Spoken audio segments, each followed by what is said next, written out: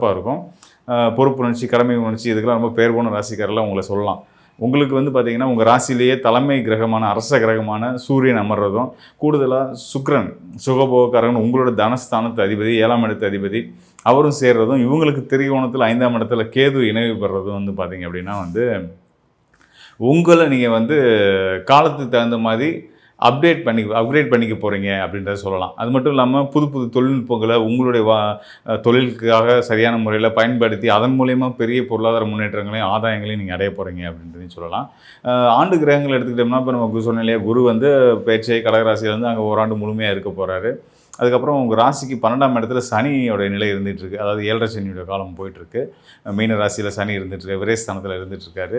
இங்கே கூடுதலாக ஆண்டு துவக்கத்தில் வந்து பார்த்திங்கன்னா செவ்வாயும் புதனும் மீன ராசியில் இருக்கிற நிலையில் இந்த சனி இருக்கக்கூடிய நிலையில் இந்த ஆண்டு துவங்குது. இருந்தாலும் உங்கள் ராசியில் ஒரு வலு இருக்குது. ஏன்னா உங்கள் ராசி யோகாதிபதி வந்து சூரியன், அவர் வந்து ராசியிலே அமர்றாரு. ராசிக்கு 11ஆம் இடம் பலமாக இருக்குது. 11ஆம் இடத்துல சந்திரன் ராகுவும் இணை பெற்று சந்திரன், அதாவது இந்த ஆண்டு துவங்குறது பார்த்திங்கன்னா சதய நட்சத்திரத்தில் தான் இந்த ஆண்டு துவங்குது. கும்ப ராசியில் சந்திரனும்